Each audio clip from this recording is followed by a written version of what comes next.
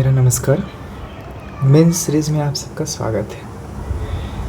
जैसा कि हम पहले वीडियोज़ में प्रीवियस ईयर क्वेश्चन बैंक का एनालिसिस किया था, किस तरीके से कितना वेटेज जीएस पेपर 1 में होता है, उसमें हिस्ट्री, ज्योग्राफी और सोसाइटी का कितना वेटेज होता है। फिर फाइनली हम लोगों ने उस वेटेज के हिसाब से ज्योग्राफी चैप्टर को पिकअप किया, क्योंकि ज्योग्राफी सब्जेक्ट में बहुत ज़्यादा वेटेज है अगर हम पूरे जीएस पेपर 1 के बारे में बात करते हैं। तो जियोग्राफी में भी फाइनली हम लोगों ने सिलेबस देख रखा था, और जियोग्राफी में जितने भी सवाल 2013 से लेकर के 2022 तक जो पूछे गए हैं यूपीएससी सीएसई मेंस एग्जामिनेशन में, उसे हम लोगों ने एनालिसिस किया था। उसी को आगे बढ़ाते हुए जो 2013 से 2022 में हम लोगों ने सिलेबस के हिसाब से ज्योग्राफी को 3 to 4 लाइन में यूपीएससी का जो सिलेबस दिया हुआ है उसे डिकोड करके सिंप्लीफाई किया था। एंड देयर जो साइलेंट फीचर ऑफ ज्योग्राफी जो फर्स्ट यूनिट था उसको हम लोग डिस्कस कर रहे हैं। इस सीरीज़ में पहला क्वेश्चन हम लोगों ने डिस्कस कर लिया था प्राइमरी रॉक से रिलेटेड। आज इस वीडियोस में हम ट्रोपोस्फेयर से रिलेटेड जो क्वेश्चंस था 2022 में ही पूछा गया था उसे डिस्कस करेंगे। आपको एक बेसिक अंडरस्टैंडिंग इसमें देखने को मिलेगा कि हम कैसे सवाल को अप्रोच करें एग्जामिनेशन में, लेकिन उससे ज़्यादा ज़रूरी है कि हम सवाल के पैटर्न को समझते हुए, एनालिसिस करते हुए अपने स्टडी के अप्रोच को उस तरीके से उस डायरेक्शन में कैसे चैनलाइज करें, because this is the most important thing we aspirants should take care of, right. So now let's understand कि what is the demand of the question.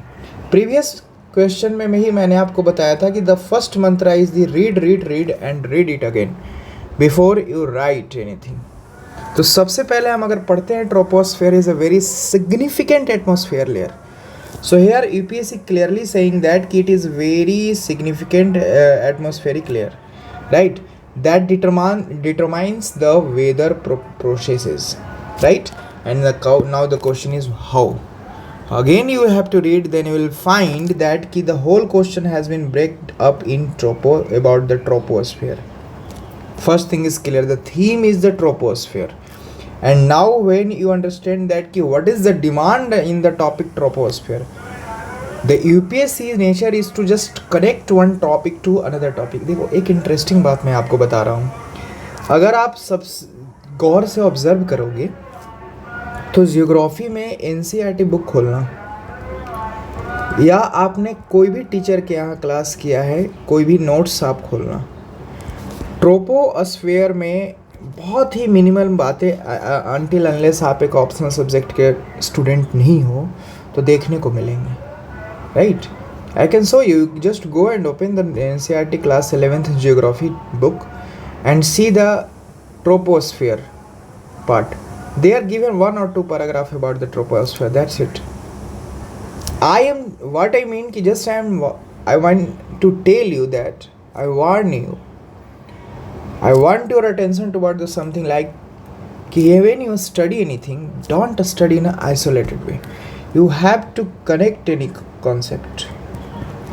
First study any concept like troposphere, now connect it to the different dimensions. It's not should be like the troposphere, to different topic whatever you study, but to connect it you need a concept and a patience and that level of hard work and hunger to know something, and after that then you will understand the whole situation. So here UPSC has asked the question connecting troposphere to weather processes by giving a clue that it is a significant atmospheric layer. So now whatever the question you need to write, you have to write briefly about the troposphere, but how it determines the weather processes, you have to focus on this, because this was a 10-mark question I think, or whatever it's whether you have to write in 150, 250, you need to focus that 70% thing you need to write about the weather processes. but those weather processes which is directly or indirectly responsible for the presence of troposphere in the atmosphere. Clear? So this is the concept you need to know. Now to answer this question, you have to command all these concepts, whether it is advection, convection, conduction, radiation, right, insolation, precipitation, condensation, evaporation, cyclone, thunderstorm, fog, dew, mist, hailstorm, cloud, because these are the processes which happen. These are the things which we see there, right? Cyclone, right? What are the factor which is responsible? These are the weather phenomenon. So when you have to write the answer, how you will write? First write the introduction. In introduction you need to write about what is troposphere, right? Like this one you just write, this is introduction part. The lowest layer of the earth atmosphere extending from surface to approximately 8 to 50 kilometre altitude. इसका दूसरा definition आप इस तरीके से दे सकते हैं. The troposphere is the lowermost layer of the atmosphere extending roughly to a height of 8 kilometre near the pole and about 80. यहीं पे आपको एक डायग्राम ऐसे बनाना है. Just I have given this one, ये डायग्राम आपको बनाना है. तो just you right the definition. आप कोई भी, जैसे अगर आपको 250 वर्ड में पूछा गया है तो आप थोड़ा बड़ा डिफिनेशन लिखेंगे. अगर आपको 150 वर्ड में लिखा गया है, बोला गया है, तो आप इसी सवाल को 150 250 as per the description of the examiner it can be asked. तो यू कैन राइट इंट्रोडक्शन. मैंने यहाँ पे एक मॉडल देने की कोशिश कर रहा हूँ कि आप वहाँ से पिक कर सकते हैं. But before that what I said you that is very important कि आपका कॉन्सेप्ट क्लियर होना चाहिए कि इंसोलेशन क्या है, रेडिएशन क्या है, कन्वेक्शन क्या है, एल्बिडो क्या है, डिफरेंट वेदर प्रोसेसेस जिसमें प्रेसिपिटेशन, कंडक्शन है, प्रेसिपिटेशन में ही बहुत सारा फॉर्म है, फिस्ट है, हेलस्टॉर्म्स है, फॉग है, स्मॉग है, right. These things you need to understand. Condensation आपको पता होना चाहिए, साइक्लोन आपको पता होना चाहिए, right.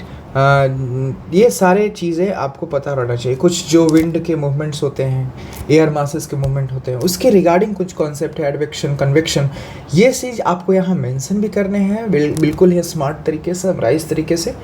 First you have to write, वही I am giving the structure. First write about the introduction I have said you, troposphere का according to the weightage of the answer marks you write. Second you write about the body. What you write in the body? You will have to write about the weather processes, and these weather processes you need to divide, because as much as you will organize anything you will get good marks, right? For example, if you are saying that ki there is evaporation, so simultaneously write the factor which led to evaporation. If there is a type, you please write it, right? Then you have to write about the condensation. Then evaporation, condensation lead to precipitation. Just give some little bit diagram there. Evaporation happen, after that condensation happen. In condensation between there is a saturation point. There is a concept of lapse rate. There is a concept of temperature inversion. These are the phenomena which we understand when you study all these in detail. I am going to make a series on this conceptual topic. For example, first in the subject like polity, history and geography, and then we will further divide into macro table and we will explain. So please go through those series. This is due to the lack of time, I am not allowed to just explain each and everything in this video, but I am little bit giving you the clue how can you write this answer. Writing the answer you need to write in a bullet form, very simple way.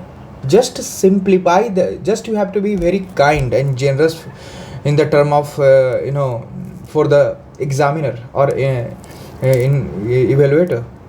जितना आप kind और generous होंगे उनके लिए आपको marks ज़्यादा मिलेंगे. Kind generous होने का मतलब ये नहीं कि that means you have give something else. You have to what you need to do, आपको बहुत ही स्ट्रक्चर्ड और अरेंज तरीके से एग्ज़ाम में रखने हैं. जैसे ही कोई बात यहाँ पे लिखो, जैसे ट्रोपोस्फेयर मैंने अभी बताया आपको, ये ट्रोपोस्फेयर का आप यहाँ पे लिखो और यहाँ पे आपको एक जो है डायग्राम ये जो मैंने बनाया है बना दो. इसको आप जितना संक्षेप बना दो, ये थोड़ा सा ये सब बातें लिख दोगे तो बहुत कम वर्ड है, कितना 4 5 6 वर्ड में आपने पूरा एक्सप्लेन कर दिया ट्रोपोस्फेयर को. तो this things smartly you need to do while you are studying. You need to explore the flow chart there and make yourself the flow chart ना after understanding the concept. You will not get any these things in any book. You will have to write yourself in the examination. right? So the same thing I am telling. The next is the body part, when we write about the weather process, for example evaporation, condensation, right? So meanwhile we will have to write about the factor responsible for this, and which are these which I have written. Lapse rate is there, temperature inversion is there, air masses is there, planetary winds is there, jet stream is there, Coriolis force is there. Ab now for, and you can't write anything in a vague, right, in the examination, until unless you study about this concept. So it's not a BCS examination or something else you will mug up it, or engineering college examination that you can go and vomit in the examination hall. You need to understand the concept, because right now I am telling you, okay, this is the question proposed for connecting with weather process.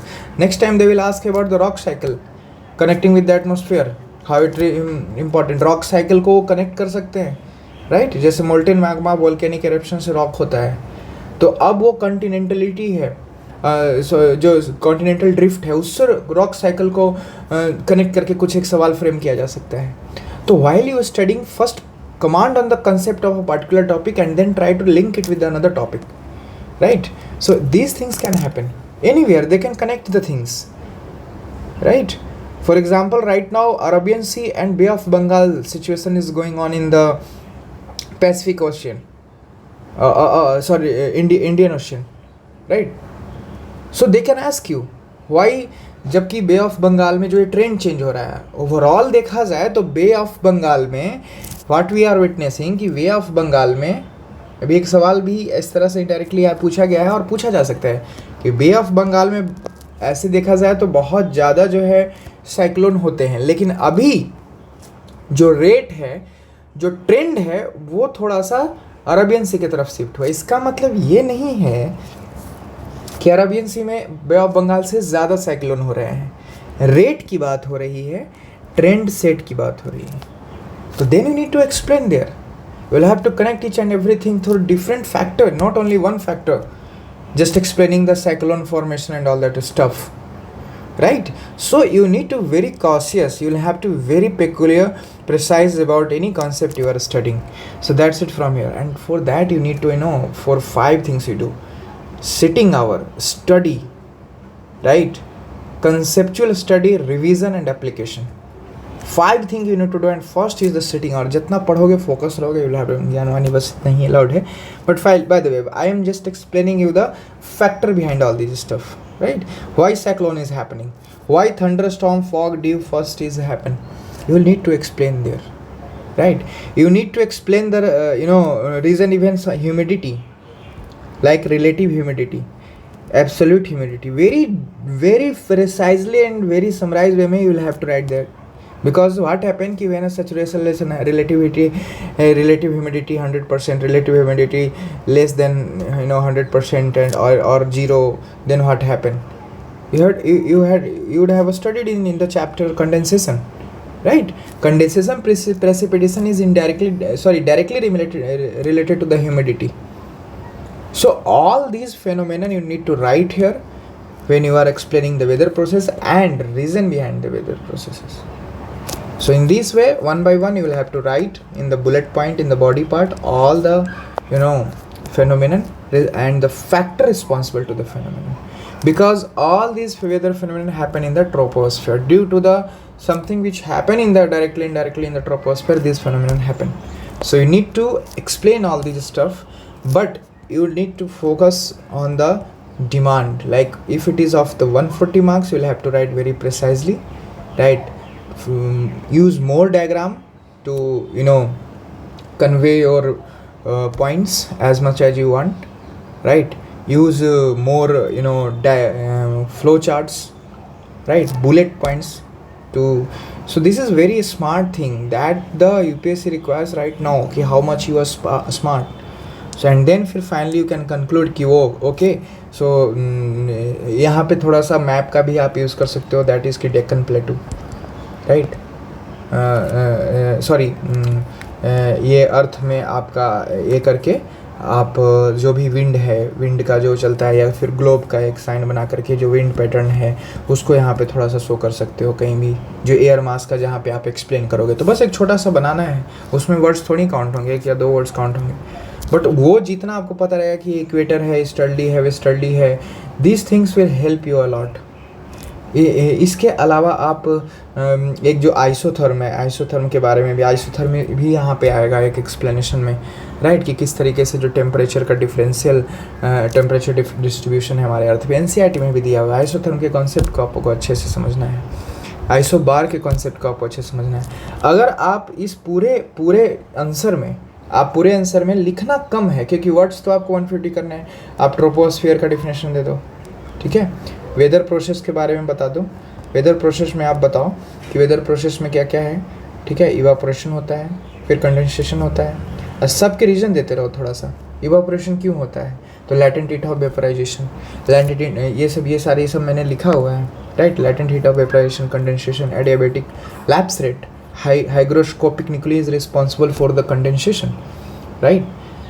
उसके before that radiation and insolation, if you study that the radiation, insolation, ये सब जो है heat को और जो even की जो डस्ट पार्टिकल्स हैं हाइग्रोस्कोपिक न्यूक्लियो को बढ़ाने में हेल्प करते हैं, हमें हीट को ट्रैप करने में हेल्प करते हैं, टेम्परेचर ट्रोपोस्फियर को, हमारे एटमॉस्फेयर को गर्म करने में हेल्प करते हैं। So these things you need to first have command, and then you have to write it very precisely, very smartly in a very few words, right? So weather में ये सारी बातें मैं आपको एक्सप्लेन यहाँ करते चलना है। साइक्लोन का मैंने बताया कि उसके लिए क्या क्या जो प्रेशर वाला बात बताया, जैसे आइसोबार, तो वहाँ पे isobar you need to mention. अगर आपको डायग्राम बनाने आता है, एक एनसीईआरटी में डायग्राम दिया हुआ है ग्लोब बना करके, तो that will be far better for you.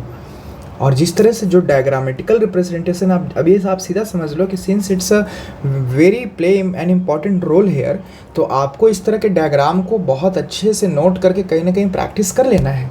जैसे ही कोई टीचर कोई डायग्राम करता है तो आप समझ लो कि वो बहुत ज़्यादा वैल्यू एडिशन करेगा आपके एग्जाम में, because examiner will simply understand the single message you are throwing to the examiner is that you understand the concept. आपने समझ लिया है कि सवाल क्या चाहता है एंड आप वही चीज़ देते हो। तो this is very great message you know poured in your examination in your paper, right. After that ये इस तरीके से जैसे आप साइक्लोन है, फिर जेट स्ट्रीम भी इसके लिए यू नो रिस्पॉन्सिबल होता है, ठीक है। तो इस तरीके से आप बाकी जो कंडेंसेशन में बहुत सारा जो प्रेसिपिटेशन, इसके बाद प्रेसिपिटेशन है, तो प्रेसिपिटेशन में बहुत सारा फॉर्म होता है, फीस्ट होता है, स्मॉग होता है, फिर उसके लिए पॉल्यूशन जिम्मेदार है, जो डस्ट पार्टिकल वगैरह ट्रोपोस्फेयर में चले जाते हैं, राइट। तो this things you need right. And next final ये कंक्लूड करके आप यहाँ पे कंक्लूड करके आपको यहाँ पे लिखना है कि जो ट्रोपोस्फेयर है हमारे लिए बहुत सिग्निफिकेंट रोल प्ले करता है। क्लाइमेट चेंज, ग्लोबल वार्मिंग जो हो रहे हैं, खास तौर पे इस स्फीयर में जाकर ज़्यादा रिस्पॉन्सिबल होते हैं, उन चीज़ पे कर्व करने की हमें कोशिश है। यानी कंक्लूजन में आपको थोड़ा सा ना एक रास्ता दिखाते हुए चीज़ों को खत्म करना है, क्योंकि वेदर के लिए ट्रोपोस्फेयर इतना रिस्पॉन्सिबल है और वेदर फिनोमिनन से हमारा social, political, economic life affect होता है। इसलिए ये सोशल, इकोनॉमिक, पॉलिटिकल लाइफ को अच्छा करने के लिए we need to have a balanced approach on your our economic development as well as you know climate change, so that कि जो डस्ट पार्टिकल जाके हाइग्रोस्कोपिक न्यूक्लियो बनाते हैं उससे जो है फिर बहुत ज़्यादा स्कैटरिंग होता है और वो रिफ्लेक्शन होता है, बहुत सारे हीट ट्रैप होते हैं। ये सब चीज़ें आपको थोड़ा थोड़ा वहाँ पे आपको एक्सप्लेन करना है। लेकिन अगर आप नटसल में देखो तो मैंने जितनी भी क्लाइमेटोलॉजी का जो चैप्टर है, मोस्ट ऑफ द आपको पढ़ना होगा इस एक सवाल को अच्छे से समझ के लिखने में। यही बस मैं मैसेज आपको बेसिक अंडरस्टैंडिंग इस पूरे मतलब 18 से 20 मिनट के वीडियो में बता रहा था।